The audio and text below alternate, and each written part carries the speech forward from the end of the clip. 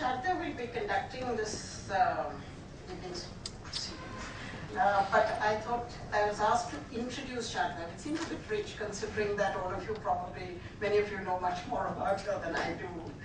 And I just want to, I'm happy to be here because I'm so thrilled about this book.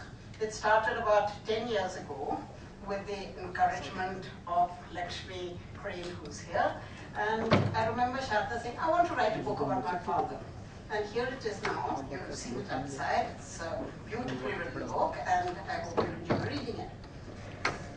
Shraddha, as again you probably all know, was educated in Delhi and Chennai, and then went to Briarcliff College in New York.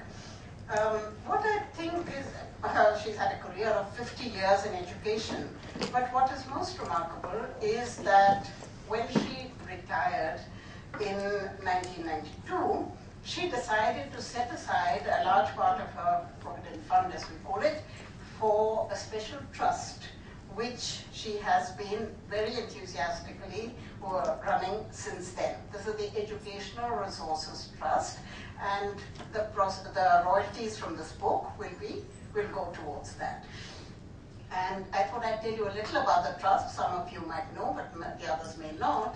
It's been doing amazing work and exactly the kind of thing that a person like Shraddha would be very good at, which is that it encourages people to think about the diversity in India by running programs of training teachers and workshops for students all over the country.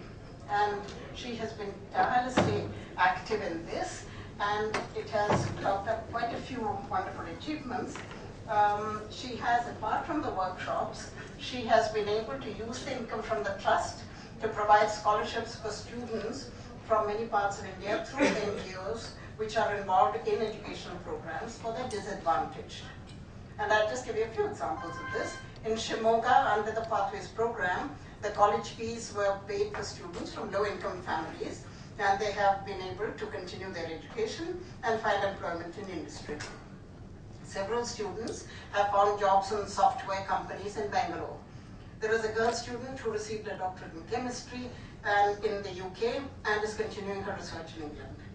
In the BR Hills of Mysore, with Dr. Sudarshan, who's a legendary person who works with the Solega tribals, 2 students have received scholarships and are completing their degree in hotel management so that they'll be able to manage a hotel run by and for them in the wildlife sanctuary where they live. A tribal student in a village in the hills of Kalimpong has earned a doctorate by working on endangered orchids in the forests near his home. And in the tribal region of the Satpuras in northern Maharashtra, teachers in primary schools are being trained to provide learning skills to children in village schools. Now I could go on and on, but I don't think I should take up any more time. But this just reinforces our sense of Shraddha as a person who makes things happen.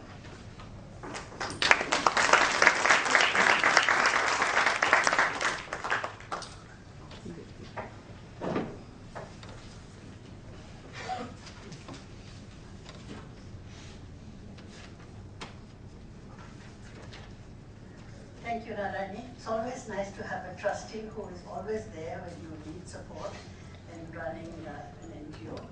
And it has been very rewarding for me to be able to do the kind of work that she has described.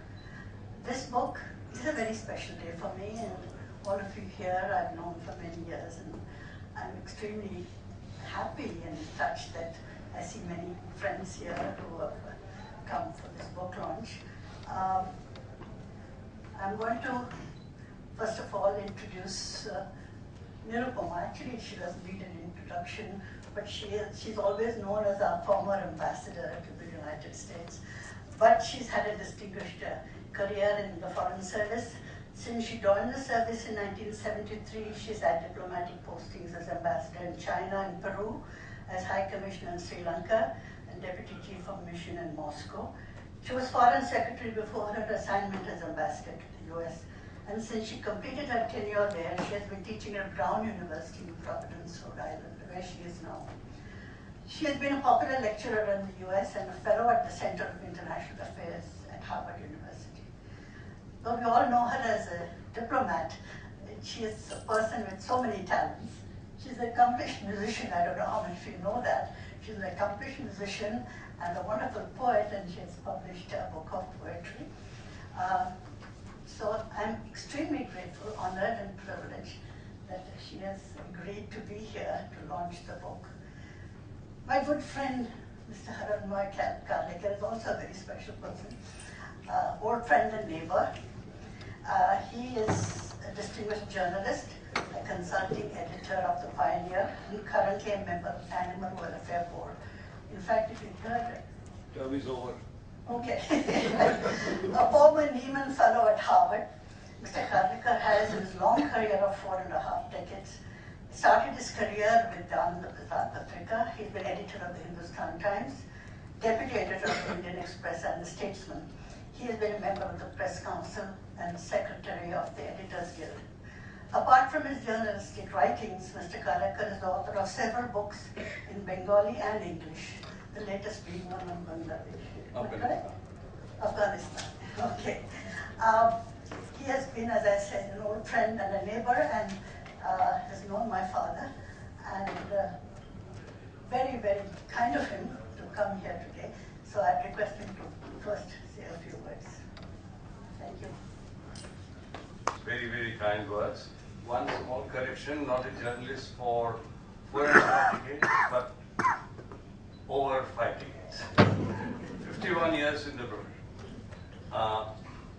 Well, said that, I met Mr. and Mrs. Pai at my wedding reception. Introducing them to me, my father-in-law said they are amongst the closest of our friends. He didn't have told me that because I had known that already, because they have been so often speaking about Mr. Pai and Mrs. Pai. And after that, of course, whenever I used to live in Calcutta then, and my wife, after we got married, traveled to Calcutta. And whenever I came back, I always met Mr. and Mrs. Pai. Either both of us called on them, or my mother-in-law and would invite them over. So I had the privilege of knowing them since, say, 1969. And the first thing that struck me was that Mr. Pai was Home Secretary, he was Cabinet Secretary, and most people who had held that kind of positions in life after retirement generally talked about what they did, how they told this minister off or that minister off, how things were wonderful and how horrible things were becoming increasingly after their departure from government service. And that would continue, and that would be the dominating element in the conversation. Mr. Pai never, ever talked about what he did. He never, ever talked about the positions he had held. And looking at him, one would never imagine that he had manned the highest echelons of Indian bureaucracy. I would see him almost every day, walking quietly to Khan Market, buying this, buying that, walking quietly back. When I met him, hello, how are you? But never he inquired after my in-laws' health and about my children, but never ever talked about himself. This is something I'll never forget. Second thing I would never forget was when my son was born, the firstborn, and came to the house. Normally, those days, I'm talking about 72, people thought that when a newborn baby should not be exposed to too many people for fear of catching infection or so. But when it was known that Mrs. Pai were visiting, my mother-in-law said with grim resolution in her eyes and on her face and a twinkle in her eyes, that that rule does not apply to the Pais. So they came, they held my son, and I would never forget the expression on Tara Auntie's eyes when she looked at my son. There was such affection, there was such love, and I could see the 3-day-old kid beaming back at her. This is the kind of people they were. Principled, quiet, never talking about themselves, extremely dignified, qualities that are increasingly becoming increasingly rare these days. Now coming to the book, I'm not going to talk too much about it because I assume that you will be reading them and I don't want to spoil the fun. But there is one thing I want to mention. It is very difficult to write a book like this because there are two things involved here. At one level, it is a personal account of the family moving to Sri Lanka, striking roots there, making friends, getting used to the life of the country. It's a story of relationships within the family and outside the family. At another level, it's an account of what your father did, which is something very, very important. Very, very important because, most important, because this was the time when some of the developments which later were to have very, very, very unfortunate consequences were in their fledgling form. They were just taking shape. The bitterness, the resentment, the anger. For example, she describes how Tamil indentured labor were crossing over, what kind of reception they had their camp from the Sri Lankan officials. And one could see that they wanted these people there because without these people the plantations wouldn't run. At the same time, there was a fear of Indian domination. So the interplay, the dialectic between the two forms a major part of the book. And reading the book, one said, oh God, it was clear that early that things were going to take this turn. So that way the book serves a very, very important purpose.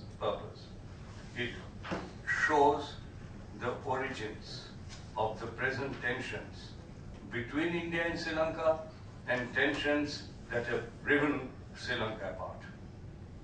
It's very sad. It's very sad because Sri Lanka has a country with a great tradition. It has got a population that is warm, outgoing, friendly.